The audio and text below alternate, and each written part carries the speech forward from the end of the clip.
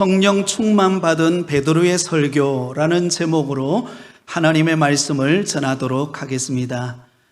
지난 주일에 우리는 오순절 날에 일어났던 성령 강림 사건을 함께 살펴보았습니다. 마가다락방에 약속하신 성령을 기다리며 함께 120명의 성도들이 기도하며 기다렸을 때 오순절 날 강력한 성령이 임재하셨습니다. 바람같이 불같이 임하신 성령을 받은 120명의 성도들은 각각 다른 언어들로 말하는 신비한 체험을 하게 되었습니다. 여러분, 사실 그곳에 모인 120명의 성도들은 외국어를 한 번도 공부해 본 적이 없는 사람들이었습니다. 대부분 배우지 못한 이들이었습니다. 예수님을 따라다녔던 제자들만 하더라도 모두 북쪽 갈릴리 지방 출신의 촌사람들이었습니다. 그런데 그들에게 성령이 임하자 무슨 일이 일어나게 되었습니까? 그들은 다른 나라 방언으로 말하는 신비한 능력을 나타나게 된 것입니다. 그러자 여러분, 그 장면을 목격했던 사람들이 어떤 반응을 보입니까? 사도행전 2장 12절 13절에 보면 이렇게 반응합니다. 다 놀라며 당황하여 서로 이르되 이 어찌 된 일이냐 하며 또 어떤 이들은 조롱하여 이르되 그들이 세술에 취하였다 하더라. 여러분, 성령 강림 사건을 경험한 그 성도들을 목격한 사람들의 반응이 어떠했습니까? 모두가 놀라며 당황했습니다. 왜냐하면 여러분, 상식을 초월하는 사건이 일어나게 되었기 때문입니다. 그들이 지금까지 살아오면서 한꺼번에 120명이 그것도 다른 나라 언어들로 말한다, 한 번도 경험해 보지 못했고 있을 수 없는 일이 발생했기 때문입니다.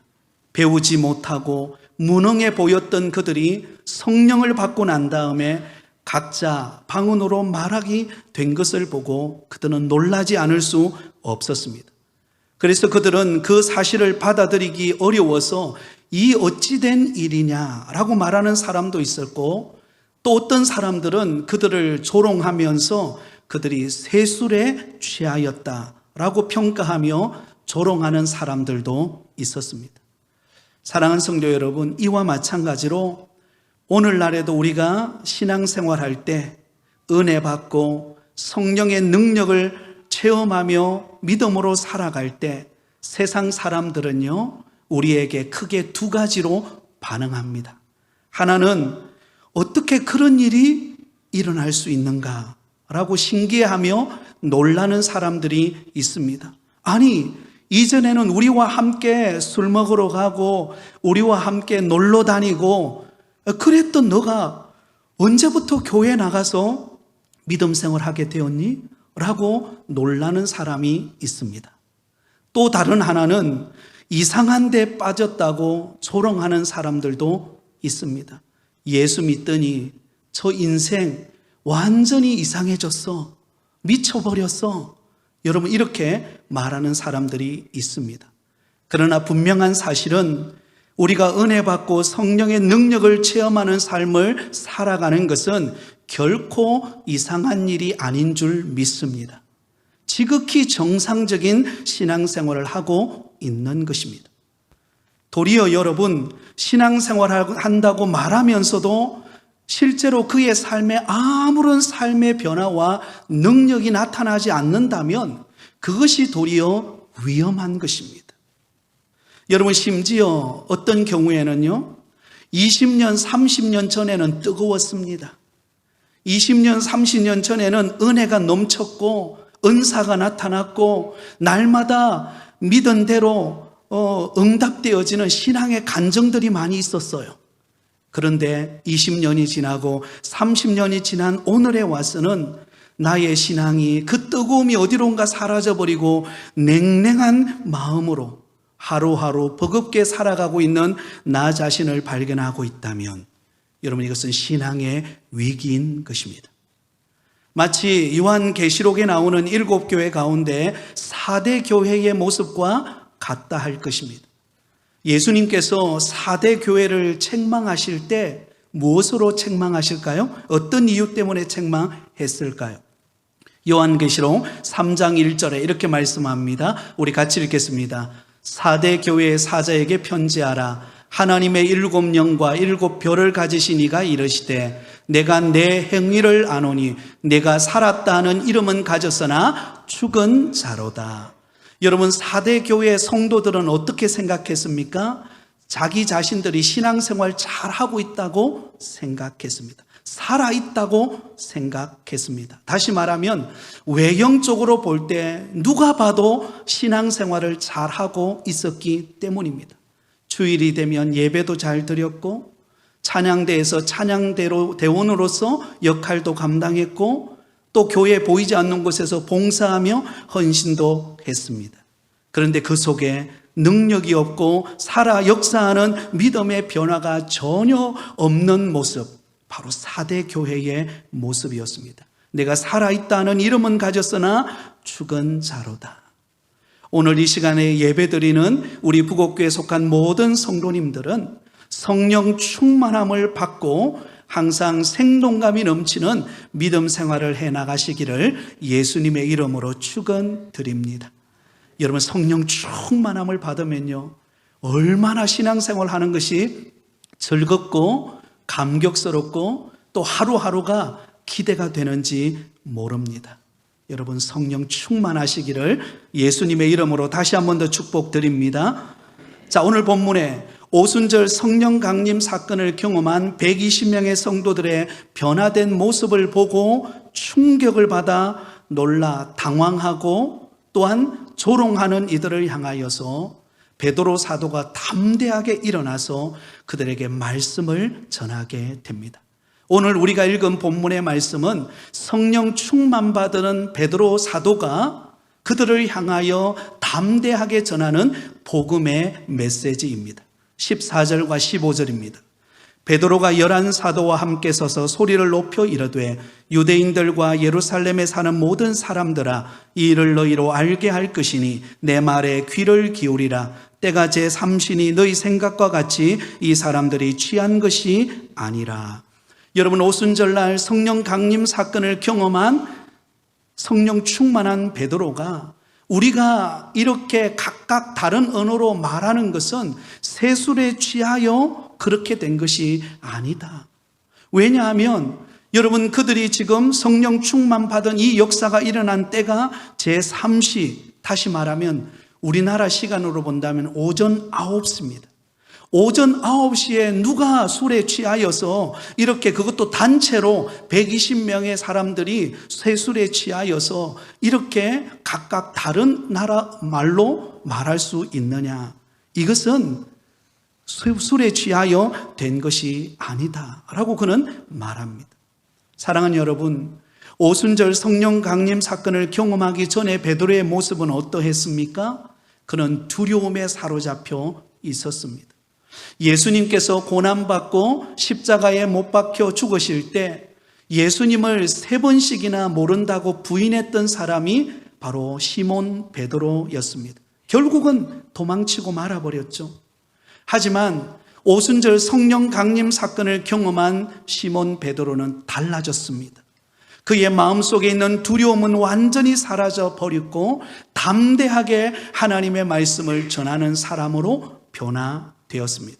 여러분, 그런 의미에서 우리 역시 우리 마음속에 끊임없이 밀려오는 두려움으로 인해 때로는 위축되고 소극적이고 스스로 무능한 자처럼 느껴지는 분이 계시다면 다시 한 번 더 강조합니다. 성령 충만함을 받는 은혜가 있으시기를 바랍니다.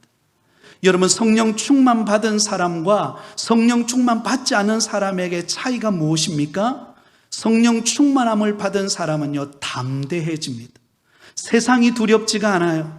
환경이 두렵지가 않고 하나님께서 행하시는 일들이 기대가 되고 그리고는 담대하게 복음을 전하게 됩니다. 아무리 어려운 일이 있고 아무리 앞이 캄캄하여 보이지 않는 환경일지라도 성령께서 나의 삶 속에 보여주시는 비전과 꿈이 있기 때문에 두렵지 않는 것입니다.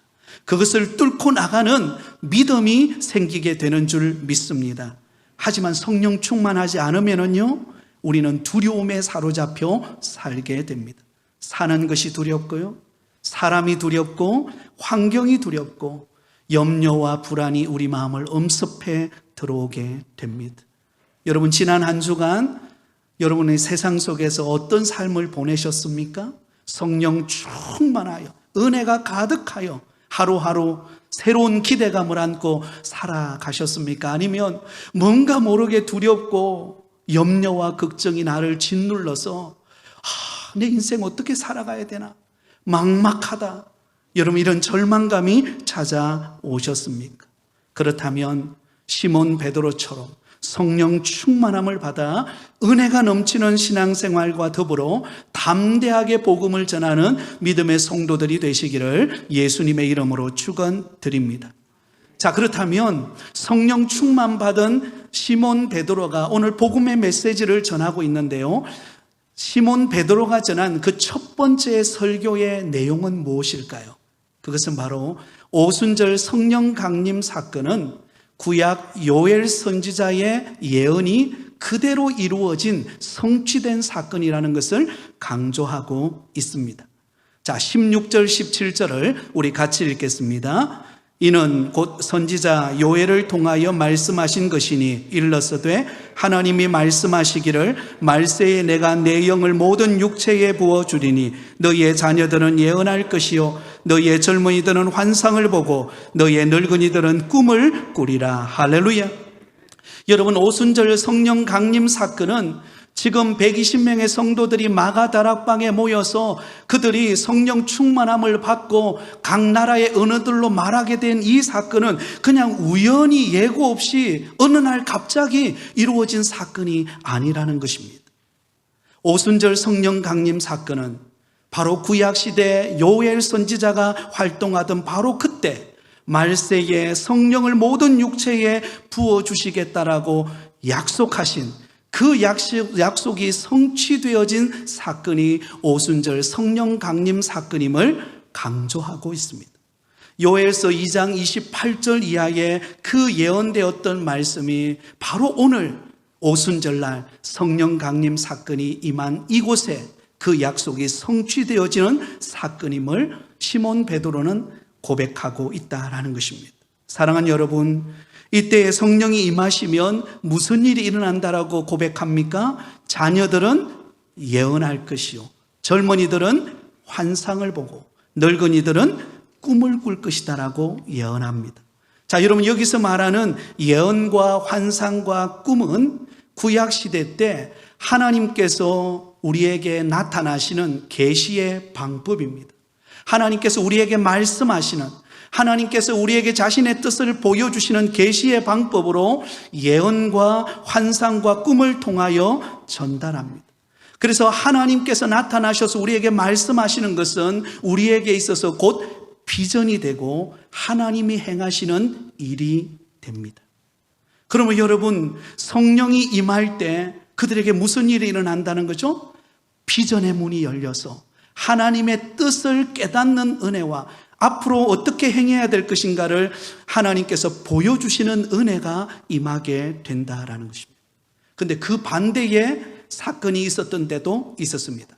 사무엘상 3장 1절에 보면 사무엘 선지자가 어린 시절 때, 그때는 엘리 제사장이 다스리던, 엘리 제사장이 활동하던 그 시대였습니다. 그때는요, 하나님의 계시가 닫혀 있는 때였습니다. 사무엘상 3장 1절에 보면 이렇게 기록되어 있습니다. 아이 사무엘이 엘리 앞에서 여호와를 섬길 때에는 여호와의 말씀이 희귀하여 이상이 흔히 보이지 않았더라. 여러분, 너무나 안타까운 사실은 엘리 선지자가 활동하던 이때에 하나님께서 보여주시는 비전과 이상과 꿈이 있어야 되는데 이 시대는 영적으로 암흑기였다라는 것입니다. 어린 사무엘이 하나님의 음성을 들을 수 있을 만큼 희귀한 때가 되었던 바로 그때였습니다. 하지만 오순절 성령 강림 사건이 일어나고 난 이후에 말세의 시대를 살아가는, 오늘 이 시대를 살아가는 저와 여러분에게는 어떤 일이 일어난다는 것입니까? 성령 충만함을 경험하고 성령이 우리 가운데 역사하시면 우리에게 어떤 일이 일어나게 됩니까? 여러분, 자녀들이 예언하고 젊은이들이 환상을 보고 늙은이들이 꿈을 꾸는 비전을 보는 역사가 일어나게 될 것이다라고 말씀하고 있습니다. 여러분, 더 놀라운 사실은 여기 말세에 하나님께서 내 영을 어디에다가 부어주시겠다라고 말씀합니까? 모든 육체에 부어주실 것이다라고 말씀합니다. 요엘서에서는 내가 내 신을 만민에게 부어준다라고 그렇게 말씀합니다. 만민은 모든 사람을 말합니다. 그러면 여러분, 성령님은 누구에게 임하십니까? 어떤 특별한 사람에게만 임하는 게 아니라는 것입니다.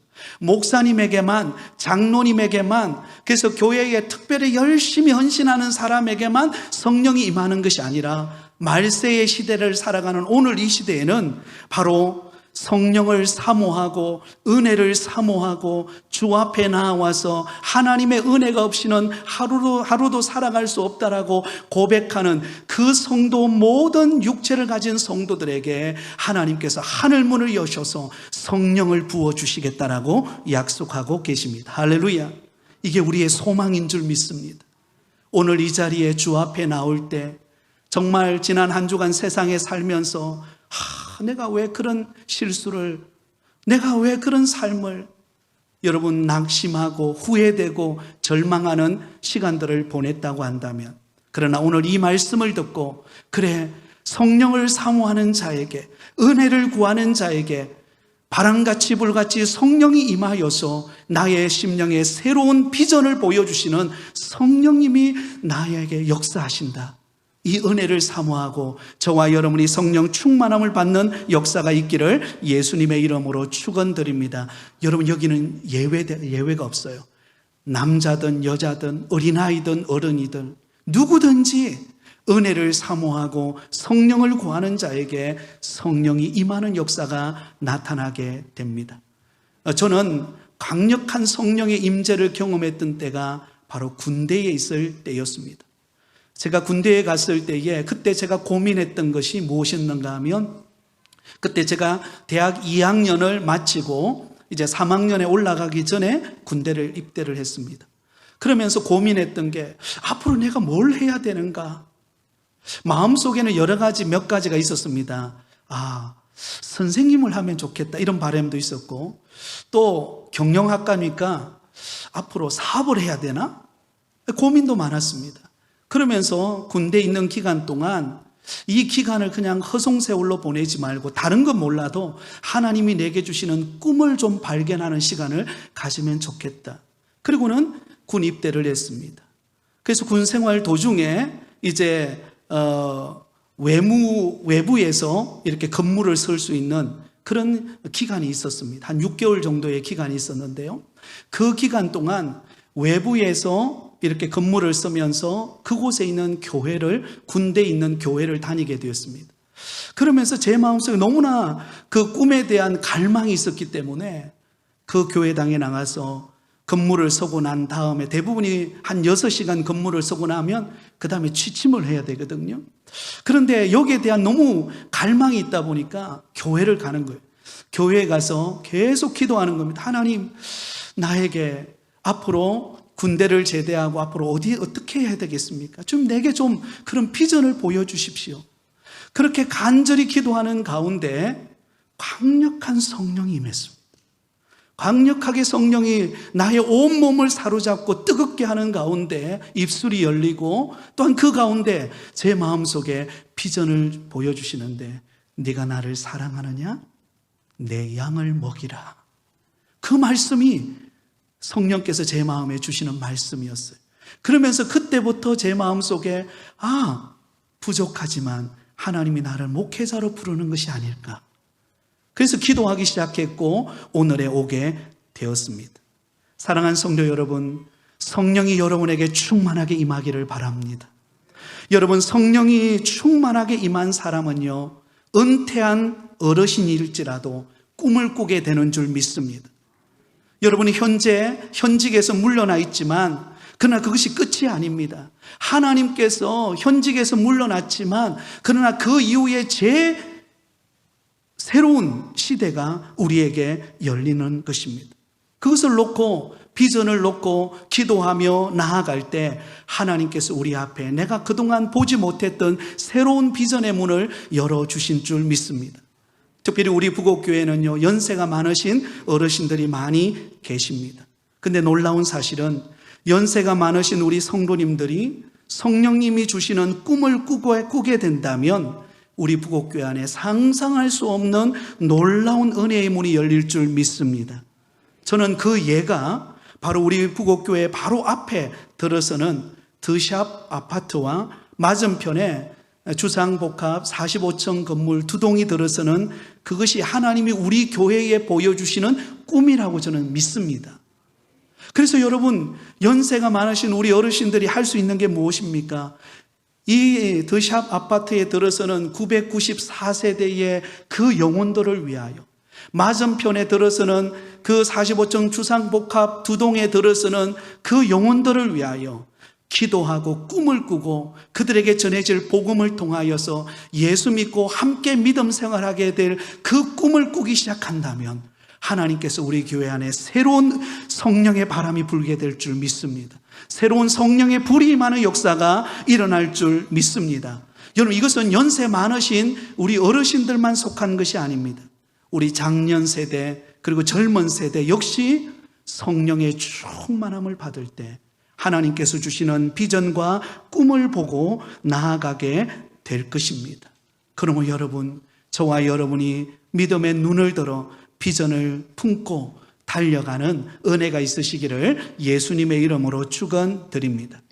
자, 두 번째로 베드로가 오늘 본문을 통하여 설교하고 있는 두 번째 내용은 바로 이것입니다. 그리스도이신 예수께서 큰 권능을 행하시고 십자가에 죽으시고 부활하셨다라는 것입니다. 여러분, 이 말씀은 바로 예수님이 전하시는 복음을 말합니다. 자, 우리 22절 말씀을 우리 같이 읽겠습니다. 시작. 이스라엘 사람들아, 이 말을 들으라. 너희도 아는 바와 같이 하나님께서 나사렛 예수로 큰 권능과 기사와 표적을 너희 가운데서 베푸사 너희 앞에서 그를 정언하셨느니라. 아멘. 여러분, 이 말씀은 예수님께서 공생의 기간 동안 행하신 일들을 말씀하고 있는 내용입니다. 우리가 복음서를 읽어보면 예수님께서 공생의 사역을 감당하실 때 크게 세 가지 사역을 하셨습니다. 첫 번째는 천국 복음을 전파하셨습니다. 그리고 두 번째로는 병자들과 연약한 자들을 치유하시는 치유 사역을 감당하셨습니다. 그리고 세 번째로는 회당에서 하나님의 말씀을 가르치셨습니다. 그런데 그 가운데 여러분, 천국 복음을 전하시고 병자를 고치시고 그리고 하나님의 말씀을 전파하실 때 어떤 일이 일어납니까? 그곳에 큰 권능과 기사와 표적들이 나타납니다. 눈먼 자의 눈이 떠지고 안전병이가 일어나고 죽은 나사로가 나흘 만에 살아나는 기적의 역사들이 일어납니다. 여러분, 이 놀라운 일들을 통하여서 예수님이 하나님이심을 증거해 주고 있습니다. 예수님이 하나님이 보내신 메시아이심을 우리에게 나타내 주고 계시는 것입니다. 사랑하는 성도 여러분, 우리가 예수 그리스도를 믿고 믿음으로 나아갈 때 저와 여러분의 가정과 일터와 우리 교회 안에 이런 큰 권능의 역사들이 일어날 줄 믿습니다. 자, 그리고는 그 구원의 완성을 위하여 예수님께서 십자가에 못 박혀 죽으시고 부활하셨음을 말씀합니다. 23절과 24절을 같이 읽습니다. 그가 하나님께서 정하신 뜻과 미리 아신 대로 내준 바 되었거늘 너희가 법 없는 자들의 손을 빌려 못 박아 죽였으나 하나님께서 그를 사망의 고통에서 풀어 살리셨으니 이는 그가 사망에 매여 있을 수 없음이라. 아멘. 여러분, 공생의 기간 동안 놀라운 큰 기사와 이적을 행하신 예수님께서 여러분, 우리를 대신하여 우리가 짊어져야 될 그 죄짐을 대신 짊어지시고 십자가에 못 박혀 죽으셨습니다. 예수님께서 십자가에 못 박혀 죽으실 때 마지막으로 남기신 말씀이 내가 다 이루었다. 테텔레스타이, 내가 다 이루었다. 그리고는 예수님은 십자가에 못 박혀 죽으시고 그리고는 무덤에 장사된 지 3일 만에 부활하셨습니다. 그래서 예수님의 부활하심에 관하여 오늘 본문 25절에서 31절까지는 시편 16편 8절에서 11절, 바로 다윗이 구약시대 때에 장차 예수님이 부활하실 것에 대하여 증언하고 있는 그 말씀이 그대로 성취되어 이루어진 사건임을 강조하고 있습니다. 그러면 여러분, 예수님은 십자가에 못 박히시고 죽으신 지 사흘 만에 부활하심으로 죄와 사망의 권세를 이기시고 저와 여러분을 구원하신 메시아이신 줄 믿습니다. 그러므로 32절에 시몬 베드로는 담대하게 이렇게 고백합니다. 이 예수를 하나님이 살리신지라 우리가 다 이 일에 무엇이로다? 증인이로다. 할렐루야. 여러분, 놀랍게도 베드로는요, 예수님이 고난받으시고 십자가에 못 박힐 때는 두려워서 예수님을 부인했습니다. 예수님을 떠나버렸습니다. 그런데 예수님을 떠났던 베드로에게 예수님이 다시 찾아오셨죠. 해변가에 찾아오셔서 조반을 준비하시면서 시몬 베드로를 만나 주셨습니다. 부활하신 예수님께서 직접 그를 만나 주신 것입니다. 그리고는 베드로뿐만 아니라 다른 제자들과 또 500여 형제들에게 예수님이 십자가에 못 박혀 죽으시고 죽으신 지 사흘 만에 부활하셨음을 그들에게 보여주셨습니다. 그러자 여러분, 그들이 눈이 열렸어요. 그들의 마음의 문이 열렸어요. 예수 그리스도께서 죽음의 권세를 이기시고 부활하심으로 우리를 구원하신 메시아가 되셨음을 그들은 마음속에 확정했습니다. 그리고 그것을 증언하게 되었습니다. 그래서 초대교회는 이 부활의 복음을 담대하게 전하는 것을 볼 수가 있습니다. 여러분, 성령 충만 받은 사람은 어떤 사람입니까? 내가 만난 예수 그리스도, 그분이 십자가에 못 박혀 죽으시고 죽으신 지 사흘 만에 부활하신 죄와 사망의 권세를 이기신 메시아이신 그분이신 줄 확실하게 믿는 믿음의 사람이 되는 줄 믿습니다. 여러분, 어떤 사람은요, 교회 오기는 오는데 이게 안 믿어지는 거예요. 어떤 사람은 교회에 와서 앉아있기는 한데 도덕적으로 또 윤리적으로는 유익이 되는데 이 복음의 핵심 메시지, 예수님이 십자가에 못 박혀 죽으시고 죽으신 지 사흘 만에 부활하셨다, 그 예수 그리스도를 믿는 믿음이 없는 분들이 계세요. 여러분들에게 한번 질문하겠습니다. 저와 여러분을 대신하여 십자가에 못 박혀 죽으시고 사흘 만에 부활하신 예수 그리스도가 여러분의 인생의 주인이심을 믿으십니까? 아멘. 그렇다면 성령이 여러분에게 임하신 것입니다. 성령이 저와 여러분의 믿음을 붙들고 계시는 줄 믿습니다. 자, 마지막 세 번째 베드로의 설교의 내용은 무엇입니까? 세 번째는 이것입니다. 예수님의 성천하심과 예수님이 우리의 주와 그리스도가 되신다는 것입니다. 먼저 예수님의 성천하심에 대하여 베드로는 이렇게 증언합니다. 33절에서 35절까지 말씀을 우리 같이 읽겠습니다. 하나님이 오른손으로 예수를 높이심에 그가 약속하신 성령을 아버지께 받아서 너희가 보고 들은 이것을 부어주셨느니라. 다윗은 하늘에 올라가지 못하였으나 친히 말하여 이르되 주께서 내 주에게 말씀하시기를 내가 내 원수로 내 발등상이 되게 하기까지 너는 내 우편에 앉아 있으라 하셨도다 하였으니. 아멘. 여러분, 여기 보면 하나님이 오른손으로 예수를 높이심에 라고 나옵니다. 오른손이라는 것은 하나님의 권능을 상징합니다. 하나님의 권능으로 십자가에 못 박혀 죽으신 예수 그리스도를 살리셨을 뿐만 아니라 그 예수 그리스도를 바로 하늘에 성천하시도록 올리셨다는 것을 볼 수가 있습니다. 그리고 예수님을 높이셨다는 것은 예수님이 승천하신 것을 보여주고 있습니다.